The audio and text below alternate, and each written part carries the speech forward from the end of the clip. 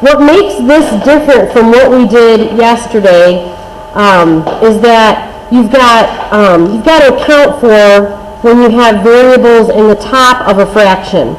Okay, so in that way, they're thinking of it as that being the coefficient. If you look at example 1, you've got x squared over 2. That's the same thing as saying x squared times a half. Okay, so in any case, today I'm going to teach you how to most easily solve these. Okay, so if you have a situation like what you have with example 1, so it's x squared over 2 is equal to 2x over 15 plus 1 over 10. If you notice, I left a little bit of a space in front of each one, and there's a reason why I did that. Like yesterday's lesson, the easiest way to deal with these is to knock out the fractions. Not necessarily convert them all to the same thing and then add and subtract, but to simply clear the fractions. That's what it's called in the pre-algebra book. Clear the fractions. And the way you do that is by multiplying everything by the least common multiple, which happens to be the lowest common denominator. So this would be everything gets multiplied by a 30. Okay? So if you do that, you're going to cross cancel, and in the end, that eliminates that denominator. Okay, so in this position, I have 15x squared. Okay, the 15 and the 30 here cancel, becomes a 2. 4x is in this position here. Over here, the 10 and the 30 reduced by a factor of 10. Plus 3. Okay? There's the equation we're left with. Now, can we solve it? Definitely. Last chapter we learned how to solve situations like this. The method we were taught was to take everything to one side, equating it with 0, and then factoring to solve for 0. So you would end up, of course it's already factored for you, but you might have to hunt around to figure out the factors. So it's 3x plus 1 and 5x minus 3, right? Again, you could do this on your own. This isn't something you need practice at. It definitely takes time, but you can do it. 3x plus 1, 5x minus 3. You solve each piece for 0. So this is going to be x is a negative 1/3. You guys remember how to do that? Or on this side, x is a positive 3/5. Okay, so there's your solution set. If either one of those is possible to make this a true equation true. Okay, so you could write your answer like this, or I always like to just separate them so that it's clear what my answer is. Okay?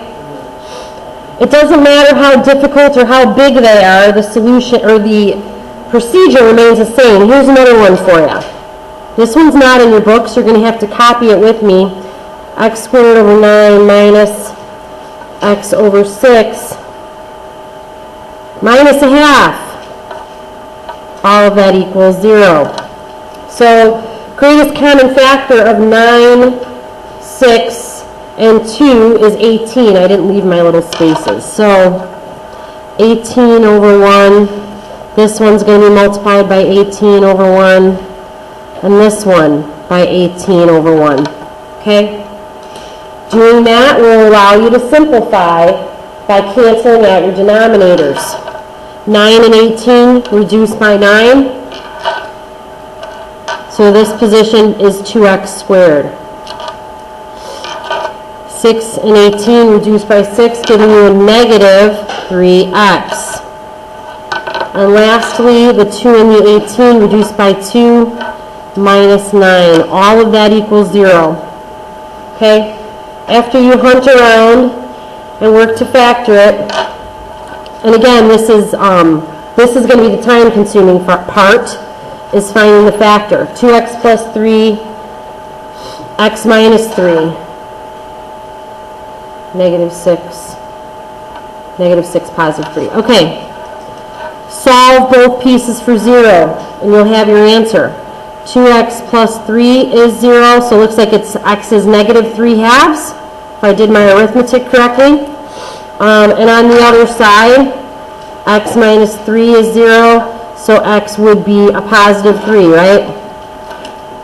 Your solution set is going to be a negative 3/2 and 3. Okay? So these are equations. All right? What happens if you have an inequality? Doesn't change anything. This isn't going to be any of that weird absolute value stuff. Don't think about that. This is very simple inequalities where a couple of old rules come into play, but not much. Let me go over one of these. I've got a couple examples to do like this. So x over 8 minus space x minus 2 over 3. I want to have room. Greater than or equal to space x plus 1, 6 minus 1. Okay, left my spaces so that I have room for my greatest common factor. 8, 3, and 6. Would you say 24? 24 over 1.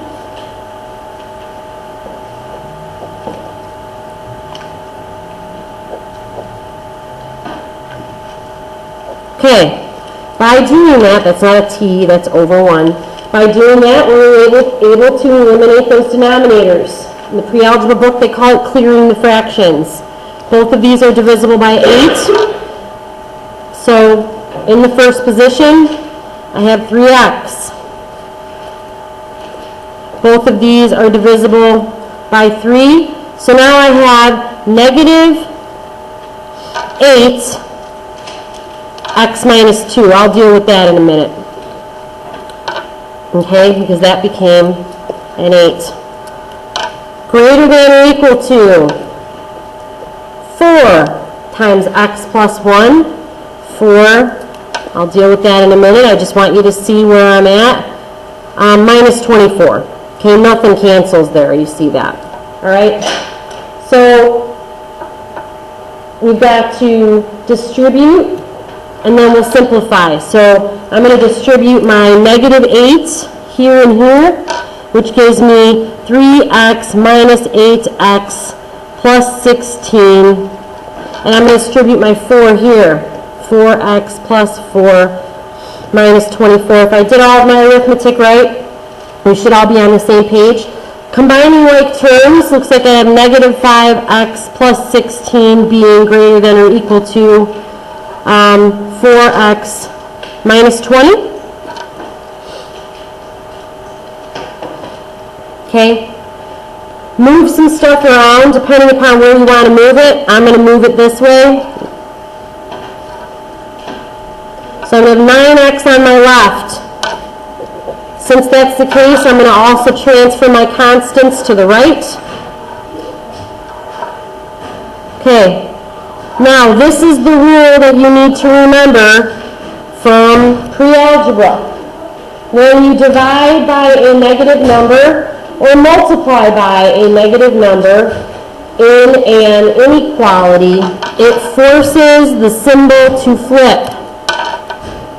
X becomes less than or equal to 4. Okay? That's the end of that. No other answer. Okay? We'll do another one just like it. Okay? This is another example too. This is not in your book, but it is in my book. X minus 14 over 4. And I really recommend leaving spaces in front if you can remember to. I always forget. Okay, I forgot that time. That's okay. Greatest common factor of 4, 12, and 1 is going to be 12. That's handy. 12 over 1. 12 over 1, and I'll just put the 12 over 1 behind it. Same feature, no big deal. Okay? You guys with me here? All right. Cancel by a factor of 4. And for sake of argument, let's go ahead and just distribute the 3 into the x and into the negative 14 to save ourselves this space that I left room for up there, okay? 3x minus 42, if I did my multiplication right, is greater than or equal to, cancel out my 12s, how nice, 5x. I think Olivia Jackson and Lewis. Minus 36. Olivia and Lewis. Okay? Move everything around, see what you get. Now, I believe in this case we're not going to have to flip our signs because I'm not going to have a negative coefficient. So I have negative 6 is greater than or equal to 2x.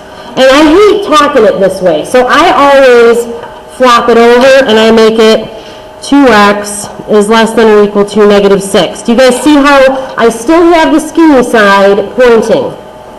Positive coefficient means when you divide it, it doesn't flip the sign. Negative 3. Okay? Today's exercise of 1 through 16 all means you get all your odd answers.